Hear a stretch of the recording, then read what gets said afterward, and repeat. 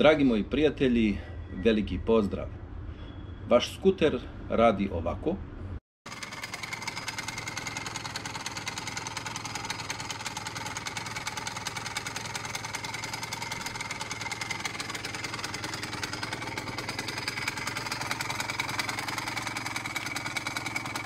Danas vam želim pokazati kako rastaviti motor, šta vam je sve potrebno, zaista korak po korak ili step by step. Pokušat ću da objasnim, da ukažem na same detalje kako rastaviti jedan motor da biste uspješno skinuli radilicu, same lagere na vašem skuteru i nakon toga uspješno ugradili sve to unutra. Na što trebate obratiti pažnju i kako to izgleda, pogledajte i ostanite do kraja. Redoslijed skidanja može da bude drugačiji. Ja sam se odlučio skinuti prvo propeler na samoj lift mašini. On je stegnut sa 2 šarafa. Nakon toga popuštam šarafe auspuha, odnosno nosača samog auspuha. Nakon toga sa donje strane 2 šarafa desetke obavezno treba popustiti da biste uspješno mogli skinuti sami auspuh.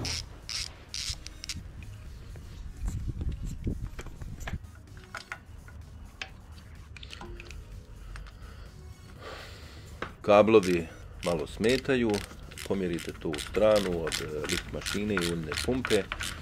Odvrnete šarafe, popustite i kada vidite da sa gornje strane na vezi cilindra i samog auspuha imate lufta, dovoljno. Popustite ostale šarafe koji drže auspuh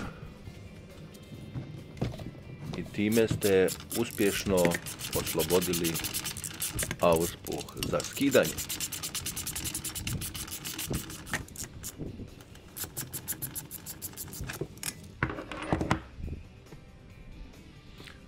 Auspuh uzmete sa 2 ruke, povučete ga prema naprijed i u stranu i time ste uspješno skinuli. Nakon toga skidamo lift mašinu. U slučaju da nemate radap ciger, možete to uraditi sa klještima, kombinerkama.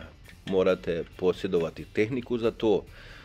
Poturiti klješta ispod same lift mašine magneta, raširiti klješta i uspješno to odvojiti. Zaista morate imati tehniku.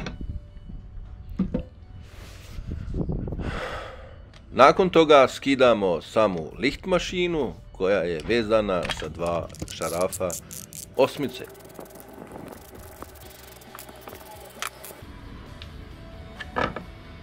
Povučete to sve vani.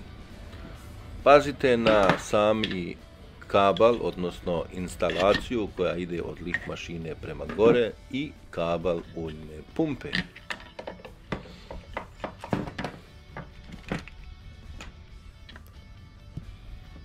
Zatim skidamo samu uljnu pumpu. Dragi moji prijatelji, u slučaju da imate ovu uljnu pumpu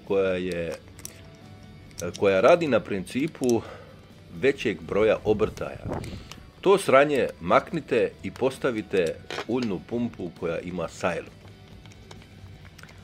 Da biste izbjegli štetu na vašem motoru, odnosno klipu i samom cilindru, ove uljne pumpe su se samo pokazale dobro 2 godine dok traje garancija na vašem skuteru. Dakle, ova uljna pumpa nema sajlu. To maknite obavezno. Uljnu pumpu smo oslobodili. Nakon toga izvrćemo svječicu.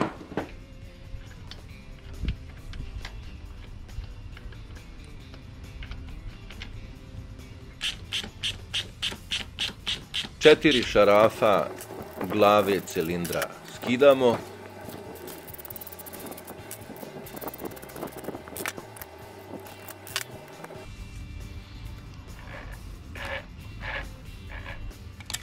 Dichtung isto tako. Sami cilindar povlačimo nazad.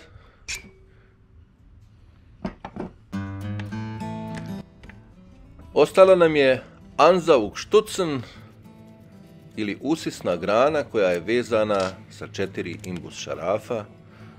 To lagano izvrnite. Zapamtite jednu veoma interesantnu stvar, a to je čišćenje membrane njenih krilca, ispuhivanje same membrane dovodi do ljepšeg startanja samog motora.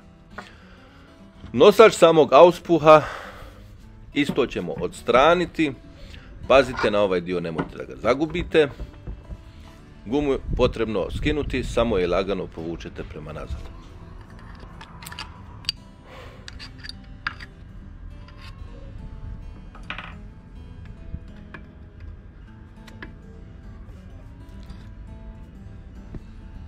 Mislim da je ovo svima jasno šta je osigurač koji drži nogu.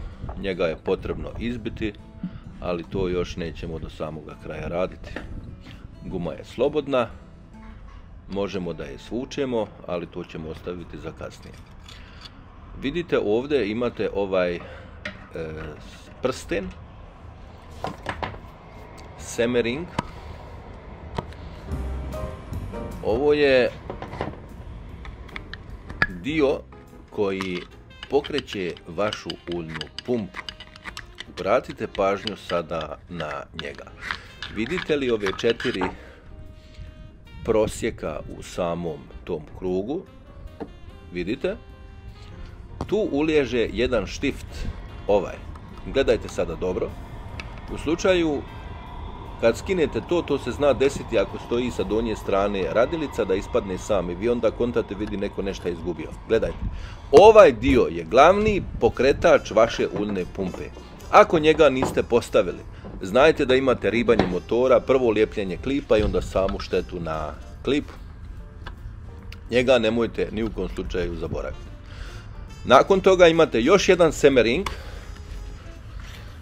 ili prsten, nazovimo ga kako god hoćete, svučete njega lagano prema dole, ostavite ga na stranu i ostalo vam 1, 2, 3, 4, 5, 6 šarafa i imate jedan dole u samoj totmasti, to je 7. šaraf koji se ne vidi sada ovdje na videu.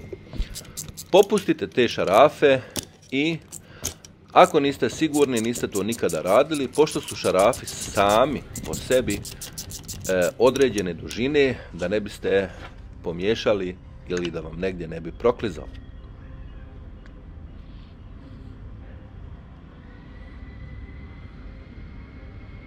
Sve šarafe smo skinuli, a štift smo skinuli. Prelazimo na drugu stranu samog variomatika, odnosno njegovog poklopca. Skinuli smo remen, variomatik, tegovi i sve ostalo. Ovo ovdje što vidite, prvo crno dole veliko na samoj radilici, to je Anlasser Freilauf, veliki uzročnik. Ako vam nešto hlupa pod samim variomatikom, odnosno na motoru, prvo krenite od njega, unutra su 3 lagera, pokazat ću vam. Zna se desiti da jedan od tih lagera iskoči i da vam proizvodi ogromnu buku.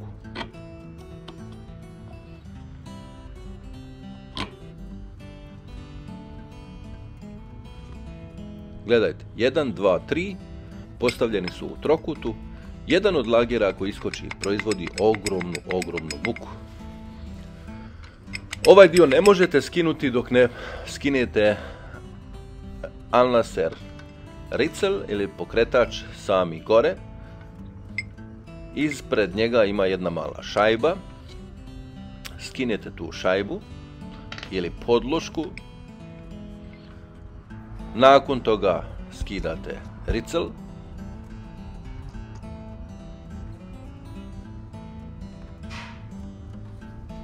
Vidite? I onda idete dalje.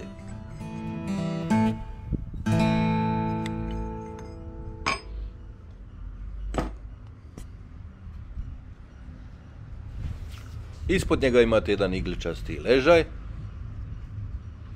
Lagano, on je lomljiv, nemojte da ga pritiskate, lagano ga skinite dole. Naravno.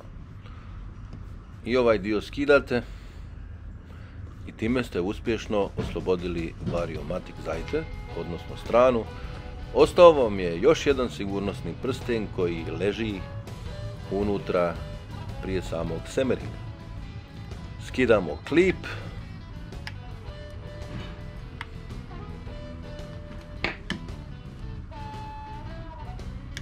Ono što je potrebno jeste da skinete samo jedan prsten sa jedne strane i već plojil možete od 12 mm da izgurate prema vani. Ovaj motor sam kupio, sam motor sam kupio i motor radi, ali proizvodi buku. Tako da njega ću da sredim i da ga imam u slučaju da nabavim istoimeni skuter. Nemam šta raditi više na njemu, samo izvadim stari motor, ubacim njega i nakon toga onaj osposobim i čekam na sljedeći skuter. Za ovo trebate imati posebna klješta da biste pritisli prsten, odnosno sužili ga prema unutra. Dragi moji prijatelji, ovo je klasična stereotipna metoda rastavljanja bloka motora čekićem. Znam da nemate svi alata kojima biste skinuli, odnosno rastavili vaš motor da izvadite radilicu. Stoga, čekić u ruke i udarajte po stabilnim dijelovima vašeg bloka motora da biste izvadili samu radilicu. Nadam se da vam se ovaj video svidio. Like i veliki pozdrav. Ćao!